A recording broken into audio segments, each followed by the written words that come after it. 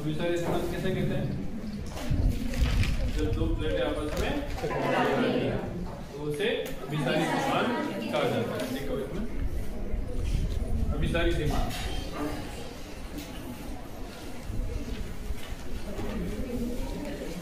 जब देखना जब दो प्लेटें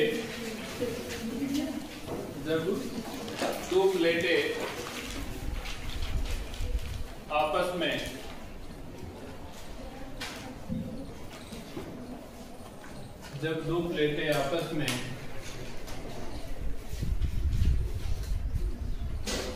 टकराती है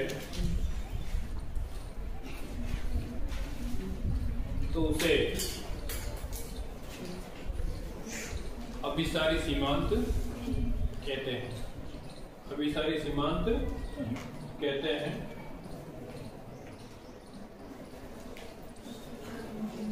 और जिस स्थान पर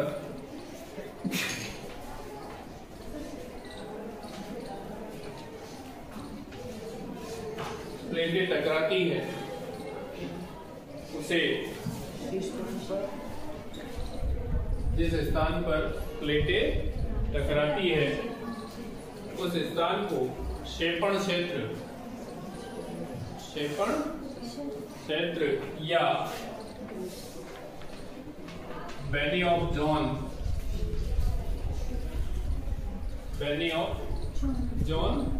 कहा जाता है। वैली ऑफ जॉन कहा जाता है। क्षेपण क्षेत्र या वैली ऑफ जॉन कहा जाता है। वैली ऑफ जॉन क्यों कहते हैं?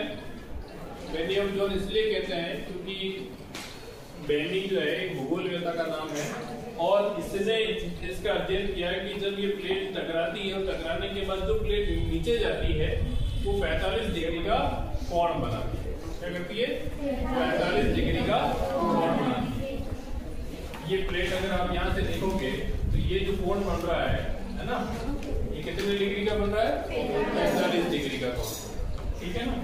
इसका अध्ययन सर्वप्रथम बेनी नामक भूगोलवेत्ता ने किया था, इसलिए इसे वैली ऑफ जॉन भी कहा जाता है। ठीक है ना? ये जो कोण बन रहा है वो कितने का बन रहा है? 45 डिग्री का बन रहा है ना? बन रहा है। और ये बनेगा तो कितना हो गया? 45 डिग्री का कोण बनाती है, इसलिए इसको वैली ऑफ जॉन के नाम से भी जाना जाता है। अभिसारी सीमांत को 3 भागों में बांटा गया है। पहला है महाद्वीपीय महासागरीय प्लेटों का टकराव, दूसरा 2 महाद्वीपीय प्लेटें, तीसरा है 2 महासागरीय प्लेट। ठीक है? अब आप इधर समझो, जब भी एक महाद्वीपीय और एक महासागरीय प्लेट होती है ना, जब कभी भी एक महाद्वीपीय और एक महासागरीय प्लेट होगी उस स्थिति में महासागरीय प्लेट ही नीचे की ओर जाती है, क्योंकि इसका घनत्व जो है वो ज्यादा होता है। इसका घनत्व 3 ग्राम प्रति सेंटीमीटर क्यूब है, जबकि इसका घनत्व 2.8 ग्राम प्रति सेंटीमीटर क्यूब है। तो जिस प्लेट का घनत्व ज्यादा होगा वो प्लेट नीचे की ओर जाएगी। ठीक है? तो जैसे ही प्लेट नीचे की ओर जाएगा दोनों में टकराव होने से जो महाद्वीपीय प्लेट है उसमें संकुचन होगा, है ना? संपीड़न और संकुचन होगा और संकुचन से वो एक वलित पर्वत का निर्माण करेगी। वलित यानी लहरदार, है ना? लहरदार पर्वतों का निर्माण होगा। तो जब भी 2 प्लेटें आपस में टकराएंगी तो सबसे पहली क्रिया जो होगी वो क्या होगी? भूकंप की एकदम टकराव होगा, कंपन उत्पन्न होगा। कंपन होगा तो उसे क्या कहेंगे? ठीक है? तो भूकंप की उत्पत्ति होगी और भूकंप की उत्पत्ति के बाद में जैसे ही प्लेट नीचे की ओर जाएगी तो नीचे कौन से पदार्थ है? रेडियो एक्टिव पदार्थ। कौन से? रेडियो एक्टिव पदार्थ। तो इन रेडियो एक्टिव पदार्थों के कारण वो चट्टानें पिघल जाएंगी। ऊष्मा की उत्पत्ति होगी, उस ऊष्मा से चट्टानें पिघल कर किसमें बदल जाएगी? मैग्मा। और मैग्मा की मात्रा जब अत्यधिक हो जाएगी तो दरारों के माध्यम से बाहर निकलने का प्रयास करेगा। तो आपको लगेगा जब यहाँ चट्टानें टूट रही है, संकुचित होकर टूट रही है, पर्वतों का निर्माण हो रहा है, तो सबसे कमजोर क्षेत्र जो होगा यही होगा। तो यहीं पर इन दरारों के माध्यम से वो ज्वालामुखी बाहर निकलते हैं। ठीक है? तो जहां पर भी प्लेटें टकराती है वहां ज्वालामुखी विस्फोट भी होता है। और ध्यान रखना वो पर्वतों के पीछे की ओर होगा, है ना, जैसे टकराते साफ फ्रंट पर नहीं होगा, पीछे पर क्यों होगा, क्योंकि नीचे जाएगी पिघलेगी तो आगे की ओर निकलेगा मैग्मा, ठीक है।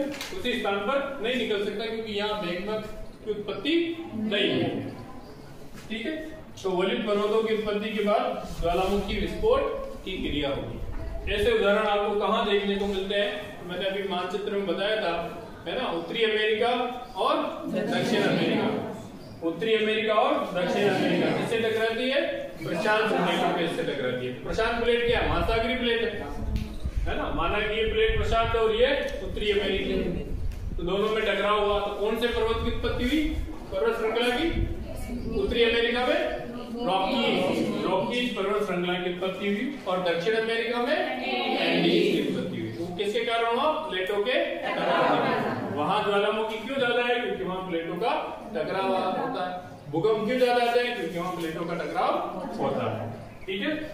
दूसरा है दो महाद्वीपीय प्लेटों का टकराव। इसमें तो पता है कि जिसका घनत्व ज्यादा होगा वो प्लेट नीचे की ओर जाएगी। तो यहाँ तो दोनों ही प्लेटें महाद्वीपीय है ना, यही कॉन्टिनेंटल है और यही कॉन्टिनेंटल है, तो कौन सी प्लेट नीचे जाएगी, कौन सी जाएगी, जिसकी गति ज्यादा होगी, जिसकी गति ज्यादा होगी वो प्लेट नीचे की ओर जाएगी। यहाँ दो प्लेटों को उदाहरण हमने क्या दिया, इंडो ऑस्ट्रेलियन प्लेट और यूरेशियन प्लेट। तो इन दोनों प्लेटों में से छोटी प्लेट कौन सी है, इंडो ऑस्ट्रेलियन, तो इसकी गति क्या होगी, ज्यादा होगी, और इसकी गति तो यूरेशियन प्लेट, ये यूरेशियन प्लेट और ये इंडो ऑस्ट्रेलियन प्लेट, है ना, तो इंडो ऑस्ट्रेलियन प्लेट नीचे की ओर जाएगी। तो जैसा कि आपको दिख रहा है ना, भारत के उत्तर में कौन सी पर्वत श्रृंखला है, कौन सी है, ये हिमालय पर्वत श्रृंखला है ना। तो यहाँ कौन सी, यूरेशियन प्लेट और यहाँ Indo Australian plate, Indo Australian plate, इन दोनों का टकराव हुआ। कौन सी प्लेट नीचे जा रही है, इंडो ऑस्ट्रेलियन प्लेट। और आने वाले समय में ये इंडिया हमें दिख रहा है ना, इतना करोड़ों अरबों सालों बाद वो यूरेशियन प्लेट में समा जाएगा, ठीक है ना। धीरे धीरे क्षेत्र कम हो रहा है, करोड़ों वर्षों की बात है, करोड़ों अरबों वर्षों की, जब तक तो हम समाप्त हो जाएंगे धरती से, हम भी नहीं बचेंगे, मानव जाति नहीं रहेगी, क्योंकि पहले हम अपने आप का विनाश कर लेंगे, ठीक है। तो ये इंडो ऑस्ट्रेलियन और यूरेशियन प्लेट दोनों में टकराव होगा।